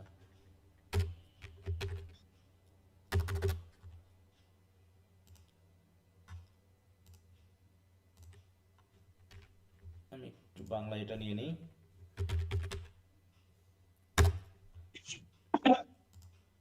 মনে করো তাদের অনেক, আচ্ছা তাদের অনেক মানে কি বলবো, মানে গবাদি পশু আছে। আরেকটা বললাম স্যার অনেক ভিড় আছে। মাঠে অনেক গবাদি পশু আছে। দুটার মধ্যে পার্থক্য কি দেখো, এখানেও এই যে অনেক গবাদি পশু আছে, অনেক গবাদি পশু আছে, এইটুকু তো একই জিনিস, শুধু তাদের আর মাঠে এই জায়গায় পার্থক্যটা হয়ে গেছে না। তাহলে জি স্যার। যদি বলা হয় Yes, sir. মাঠে, Yes, sir. মাঠে বললে কি অবস্থান বোঝাচ্ছে না অধিকার বোঝাচ্ছে? অবস্থান। অবস্থান। আর বললাম তাদের অনেক গবাদি পশু আছে, এখানে অবস্থান বোঝাচ্ছে না অধিকার বোঝাচ্ছে? অধিকার। অধিকার। অধিকার। হ্যাঁ, তাহলে এই ব্যাপারটা বাংলা এখানে মুখ্য বিষয় না। এই আছে দিয়ে অধিকারও বোঝাচ্ছে, আছে দিয়ে কিন্তু অবস্থানও বোঝাচ্ছে। ব্যাপারটা বুঝতে হচ্ছে যে এই আছে হোক, ছিল হোক, থাকবে হোক, যেটাই হোক না কেন, যদি অবস্থান বোঝায় তাহলে এই দেয়ারের এই স্ট্রাকচারটা হবে। অবস্থান বোঝালে হবে কি, দেয়ার প্লাস হচ্ছে ভার্ব প্লাস হচ্ছে সাবজেক্ট, তারপর হচ্ছে কি অ্যাডভার্বিয়াল। ঠিক আছে, তাহলে আমি যদি মাঠে অনেক গবাদি পশু আছে, তাহলে আমি কি দিয়ে শুরু করব? দেয়ার আর There are many cows in the field. domestic Many Domestic animals. in the domestic animals in the field, তাই তো? আর যদি বলি তাদের অনেক গবাদি পশু, তাহলে কি কি লিখবো? তাহলে অবজেক্টে চলে যাচ্ছে, দেখো দে মানে তাদের নাকি, they have They have many domestic animals. domestic animals। দেখো এই যে ম্যানি ডোমেস্টিক অ্যানিমালস, তাহলে এই স্ট্রাকচারটা হলো কি subject plus monotransitive verb plus object, এটা কিন্তু এই স্ট্রাকচারে। আর এই স্ট্রাকচার দেয়ার আর কেন হলো, কারণ সাবজেক্ট হচ্ছে কি প্লুরাল ফর্ম, তাই না? এখানে এই আরটা কি দেয়ারের সাথে এসেছে নাকি এই সাবজেক্টের সাথে এসেছে? সাবজেক্ট যদি সিঙ্গুলার হয় তাহলে আমরা ভার্বকেও সিঙ্গুলার করতাম। যেমন যদি আমি বলি যে there is a cow in the field, তাহলে মাঠে একটা গরু আছে। আর আই হ্যাভ আ কাউ মানে কি আমার একটি গরু আমার আছে। একটি গরু আছে। তাহলে মাঠে একটা গরু আছে আর আমার একটা গরু আছে। তাহলে আমার একটা গরু আছে, এর সাথে তো এজেন্ট এসে গেছে। আর there is a cow in the field, এখানে দেয়ারের জন্য ইজ আসেনি, বরং এই কাউ হচ্ছে সিঙ্গুলার, কাউয়ের জন্যই বলছে। এখানে বসাচ্ছি, তাই তো? তো এইভাবে আমরা মেইনলি দেখো এখানে there is a mistake in your writing, there are some mistakes in your writing, there were, দেখো ভার্বের চেঞ্জ, জাস্ট ভার্বের চেঞ্জ। হ্যাঁ, এবং দেয়ার লিভ মানে অবস্থান করা অর্থে, এক্সিস্ট মানে অবস্থান করা অর্থে। হ্যাঁ, there are 3 kinds of tense, there will be a problem, সমস্যা হবে, এরকম আর কি, হবে বা থাকবে, এরকম কিছু বোঝাতে আমরা এগুলো ব্যবহার করে থাকি। তো দেখো এখানে অনেকগুলো বাংলা সেন্টেন্স আমি দিয়ে দিয়েছি, যেগুলো তোমাদের সাথে পরিচিত যারা ফার্স্ট ইয়ারে ছিল। এই হচ্ছে ব্যাপার। তাহলে এই টোটাল আমাদের 9টা স্ট্রাকচার হলো। তাহলে এটা হলো একটা স্ট্রাকচার, নবম, there plus verb plus subject plus adverbial, এই হলো আমাদের 9টা স্ট্রাকচার। দেখো 9টা স্ট্রাকচার যদি আমরা এখন একসাথে লিখি, আমরা কি বুঝবো না যে কোন স্ট্রাকচার দিয়ে কি নির্দেশ করছে? জি স্যার।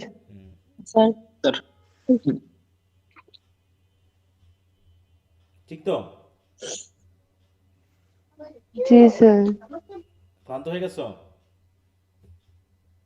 সব ঘুমাচ্তেছে যে। আচ্ছা, তাহলে এই যে এখানে স্ট্রাকচারগুলো আমি একবারে দিয়েছি, তোমরা একটু দেখে নিবা, আমি এর জন্য আর সময় দিতে যাচ্ছি না। আমরা একটু অ্যাডভার্বে চলে যাই, যেহেতু আমাদের অ্যাডভার্ব স্যার ইন্ট্রোডাক্টরি ইটের ব্যাপারটা একটু বললে ভালো হতো। ইন্ট্রোডাক্টরি ইট, জি স্যার। ওটা পরে আসি। হ্যাঁ, আমরা যেহেতু এখন স্ট্রাকচারের ভিতরে আছি, এর বাইরে আপাতত যাচ্ছি না, ঠিক আছে? দরকার হলে আগামী ক্লাসে আমরা এটা নিয়ে কথা বলবো। হ্যাঁ, তাহলে আমার কি দিয়া হ্যাঁ, ওটা নিয়ে আমরা আগামী ক্লাসে কথা বলবো। আচ্ছা, অ্যাডভার্ব নিয়ে আমরা কথা বলি। অ্যাডভার্ব তাহলে কি জিনিস? অ্যাডভার্ব কিন্তু আমি কি কি বললাম, অ্যাডভার্ব দ্বারা স্পেশাল কোনো স্ট্রাকচার কি হয় না, নাকি? স্পেশাল কোনো স্ট্রাকচার অ্যাডভার্বের সাথে রিলেটেড নেই, আমরা তো তাই দেখলাম, নাকি? জি স্যার। তাহলে অ্যাডভার্ব সবার সাথে বসতে পারে। তাহলে অ্যাডভার্ব আসলে কাকে কাকে নির্দেশ করে? দেখো, নাউন বা প্রোনাউন বাদে অন্য পার্সিভ স্পিচ যেমন অ্যাডজেক্টিভ, ভার্ব, অ্যাডভার্ব, প্রিপোজিশন এর মডিফায়ার হিসেবে কাজ করে অ্যাডভার্ব। তবে আমরা আপাতত সেন্টেন্স স্ট্রাকচারের খাতিরে আমরা শুধুমাত্র ভার্বের মডিফায়ার হিসেবে কথা বলবো। তাহলে অ্যাডভার্বকে ভার্বের মডিফায়ার হিসেবে এখানে দেখো। দেখো, আমরা প্রথমে ভার্বের মডিফায়ার হিসেবে দেখে নিই। তাহলে ভার্বের মডিফায়ার হিসেবে কি কি অ্যাডভার্ব বসতে পারে? দেখো, বলছে টাইম জাতীয় অ্যাডভার্ব বসতে পারে, প্লেস জাতীয় অ্যাডভার্ব বসতে পারে, ম্যানার হতে পারে, অর্ডার হতে পারে, ফ্রিকোয়েন্সি হতে পারে, অ্যাফার্মেশন নেগেশন হতে পারে, প্রবাবিলিটি হতে পারে। এরকম ভাবে ভার্বের কোনো না কোনো কিছুকে নির্দেশ করবে। যেমন আমি যদি এখন একটা সেন্টেন্স বলি, যেমন এই জায়গায় যেমন হচ্ছে অ্যাডভার্ব দ্বারা নির্দিষ্ট কোনো সেন্টেন্স স্ট্রাকচার হয় না, বরং 9টি বেসিক স্ট্রাকচার আছে, প্রয়োজনে সকল স্ট্রাকচারে অ্যাডভার্ব বসতে পারে। যেমন এইখানে আমি 9টার সাথে অ্যাডভার্ব বসিয়েছি। কেমন করে দেখো, he always comes to our house, সে সবসময় আমাদের বাড়িতে আসে।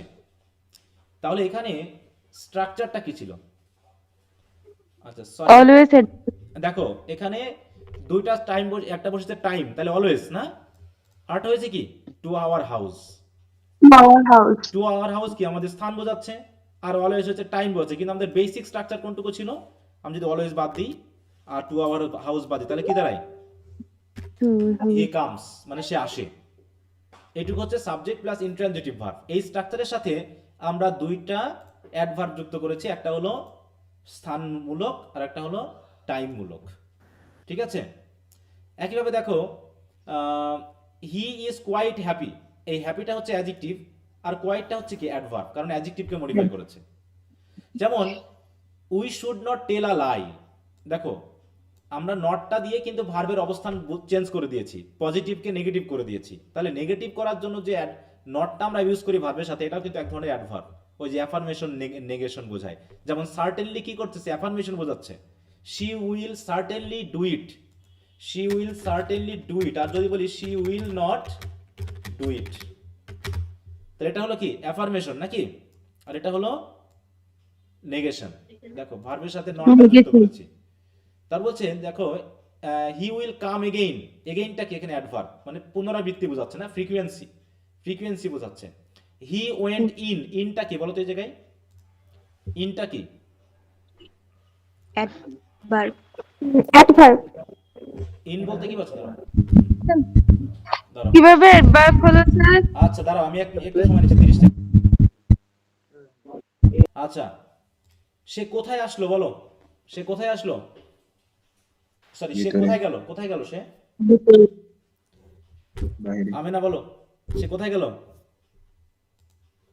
স্যার কোথায় গেল? কোথায় গেল সে? ইন স্যার মানে কোন কি? থেকে উঠছে? ইন মানে কি? ইন মানে ভিতরে। তাহলে ভিতর কে একটা জায়গা না? মধ্যে। মধ্যে বা ভেতরে, মধ্যে হ্যাঁ, রুমের স্যার, মধ্যে এটা প্লেস ভিতরে গেল। বোঝাচ্ছে। আর হি হ্যাঁ প্লেস, ওয়েন্ট আউট, সে কোথায় গেল? বাহিরে। বাইরে। বাইরে গেল। বাহির। তাহলে বাহির কি জায়গা না? বলো জি, ভিতর স্যার। কি জায়গা না? তাহলে তার যাওয়ার জায়গা বোঝাচ্ছে, অতএব প্লেস এটা, অতএব সেই হিসাবে সে অ্যাডভার্ব। বুঝতে পেরেছো? সেই হিসাবে সে এ কিন্তু প্রিপজিশন না, এ হচ্ছে অ্যাডভার্ব। তাহলে ইন বলো, ইন স্যার এখানে ইন বলতে কি বাইরে বোঝাবে এরকম নাকি? ইন মানে বাইরে বোঝায়? আরে কপাল। না বলতেছি এখানে ভিতরে। বাইরে বোঝাবে। ঘরের মধ্যে ঢুকলো অথবা বাসার মধ্যে ঢুকলো, এরকম কোথাও একটা মধ্যে হ্যাঁ, he ঢুকা, went এরকম in, সে ভিতরে গেল, স্থান। এখন সে মানে বাইরে, ক্লাসরুমের হ্যাঁ, মধ্যে ঢুকলো, এরকম। সে কোন একটা জায়গার তুমি কনটেক্সট অনুসারে কথা বলেছো, সে ভিতরে গেল বা সে বাইরে গেল, তাই না? এই যে আউট মানে কি বাইরে যাওয়া, ঘরের ভিতর ছিল সে বাইরে চলে গেল, তাই বললাম সে বাইরে গেল। আর সে বাইরে ছিল, সে ঘরের ভিতর ঢুকলো, বললাম কি সে ভিতরে গেল, বলি না এরকম জি করে? স্যার, এখন বুঝেছি। জি স্যার।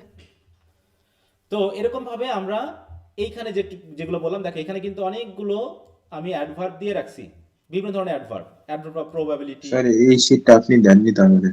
বলো এই শীটটা, জি স্যার। জি ওই শীটে এটাই নাই, বলছিলাম যে ওই শীটে নাই, এগুলো তো বড় করে লেখা না আছে। স্যার, এটা তো আমাদের হুম সে প্রথম ফার্স্ট ইয়ারে যে শীটটা দিয়েছিলেন আলাদাভাবে, হুম হুম। সেই শীটটা শেয়ার করছেন। ও, মানে এই কথাগুলো নাই ওখানে? স্যার হ্যাঁ এই শীটটার অনেকটা স্যার এই যে আপনার না স্যার সবকিছু যে নাই। 9টা বেসিক পার্ট দেওয়া আছে সেই পর্যন্ত শেষ, এই অ্যাডভার্বের কথা এরপরে বলা নেই? এগুলো নেই। আচ্ছা তাহলে এটাও আমি দিয়ে দিব, টেনশন নিও না। হ্যাঁ থাকার কথা তো, এটাকে জাস্ট আমি বড় করে দিয়েছিলাম যাতে এই বোর্ড হিসাবে ইউজ করা যায়, আর ওটা ছোট করে লেখাগুলো দিয়েছি এই। আচ্ছা সমস্যা নেই, আমি যদি ওটা না থাকে আমি এটাও শেয়ার করে দিব। তাহলে এই হলো মনে করো অ্যাডভার্ব বিষয়। এখন আমি একটা সেন্টেন্স লিখি, আমি লিখি তোমরা একটু বলবা। বললাম হি will be in the city, he will be in the city tomorrow. এটা কোন স্ট্রাকচারে ব্যবহার হয়েছে বলো? অ্যাডভার্ব। ভার্ব। এটা স্যার কোন, টুমোরো অ্যাডভার্ব না? না সেটা তো স্যার অ্যাডভার্ব, অ্যাডভার্বিয়াল কথা বলেছি, কমপ্লিমেন্ট স্ট্রাকচারের কথা এটা। বলেছি। এটা কোন স্ট্রাকচারে সেন্টেন্সটা? এটা subject plus be verb plus adverbial complement, হ্যাঁ টুমরো এই তো অ্যাডভার্ব স্ট্রাকচার। তো আছেই, কিন্তু আমি বেসিক স্ট্রাকচারটা ভাববা। তাহলে আমি যদি এটাকে বাদ দিই, হ্যাঁ উইল বাদ বেসিকটা। দিলে হতো কি এই জায়গায়? হি ইজ ইন দ্য সিটি, এটা বি, তাহলে এটা কোন হ্যাঁ স্ট্রাকচারে হতো? Subject plus be verb plus city হচ্ছে কি একটা প্লেস। বি ভার্ব প্লাস এখন ওটাকে যখন প্লেস। ফিউচার টেন্স করছি, তখন ফিউচারের জন্য কি উইল, আর হয়ে যাচ্ছে ইজটা হয়ে গেল বি, তাহলে he will be in the বি সিটি। ভার্বের জন্য বি। হ্যাঁ মানে এখানে থাকা অর্থে বোঝাচ্ছে, হ্যাঁ সে আগামীকাল শহরে থাকবে বা সিটিতে থাকবে, হি will be in the city tomorrow. ঠিক আছে, এখন এটা হলো কি, তাহলে দেখো আমি অ্যাডভার্ব যুক্ত করেছি এই জায়গায়। একইভাবে যদি বলি যে হি ওয়াজ স্লিপিং দেন, এটা কোন স্ট্রাকচার?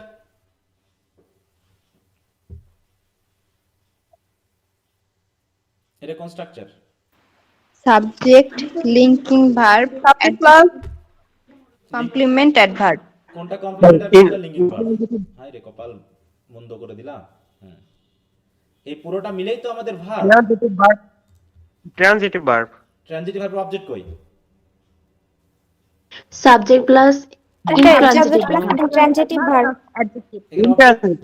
ইন্ট্রানজিটিভ। হ্যাঁ দেন, Sir, দেন intransitive দেনটা কি আগে ভাবো, অ্যাডভার্ব গুলোকে আলাদা করো। দেন হচ্ছে কি টাইম বোঝাচ্ছে, তাহলে এটা কি অ্যাডভার্ব? এটা বাদ দিলাম, তাহলে কি থাকে? এটা বাদ দিলাম, কি থাকলো? হি ওয়াজ স্লিপিং, তাহলে ওয়াজ স্লিপিং এইটুকু মিলে কি দাঁড়াচ্ছে? একটা ভার্ব। তাহলে এটা কি অবজেক্ট আছে কোনো, এর কোনো কমপ্লিমেন্ট আছে? না স্যার। না স্যার। স্যার না ইন্ট্রানজিটিভ। স্যার, এটা ইন্ট্রানজিটিভ ভার্ব। একইভাবে যদি বলি যে বললাম yesterday we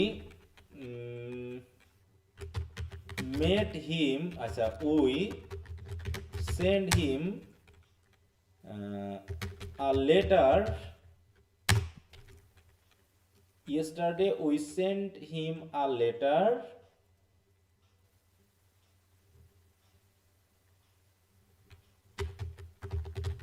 urgently, এটা কোন structure? Subject plus factitive plus verb attentive object verb। Plus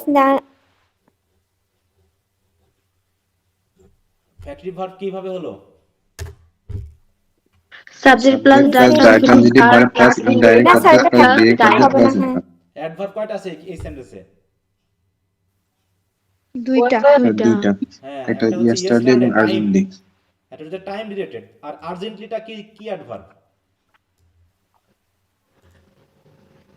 দ্রুত গতি সম্পূর্ণ বোঝাতে। দুটো কিন্তু সম্বন্ধে, হি ইজ ওয়াকিং কুইকলি, তাহলে ম্যানার হ্যাঁ বোঝায় না? ম্যানার, ফ্রিকোয়েন্সি হবে এটা নাকি? বলে ম্যানার। ম্যানার। ম্যানার কিভাবে কাজটি হচ্ছে, মানে কিভাবে, যে কুইকলি, স্লোলি, ফাস্টলি, আর্জেন্টলি, এগুলো হচ্ছে ম্যানার। হ্যাঁ অ্যাডভার্ব অফ ম্যানার। ছোটবেলায় কি তোমরা অ্যাডভার্ব পড়োনি? ছোটবেলায় বইয়ে তো অ্যাডভার্বের 7-8 প্রকার ভাগ ছিল, সেগুলো পড়তে হতো, মনে পড়োনি নাকি? জি স্যার পড়ছি হুম পড়ছি। তোমরা এই passage to the English language এই বইটা কিনে নিবা সবাই। আর passage to the English language বইটা কারো কাছে আছে? জাকির হোসেনের?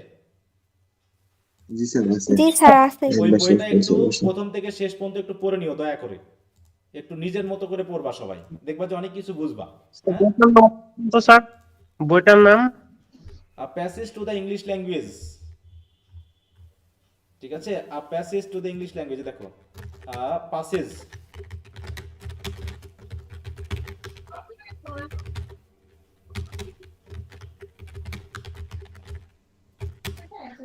আমি সেই এইচএসসি থেকে এই বইয়ের বেশ ফ্যান ছিলাম, বুঝতে পারছো? আমার এক স্যার করেছিল যে আমিও পারতাম না এরকম গ্রামারটা পারবো, যে তুমি এই বইটা কিনো গা, কিনে এই বইটা প্রথম থেকে শেষ পর্যন্ত রিডিং করে শেষ করো গা, অনেক কিছু বুঝবা, অনেক কিছু বুঝবা না, কিন্তু তুমি বুঝবা, ঠিক আছে তো?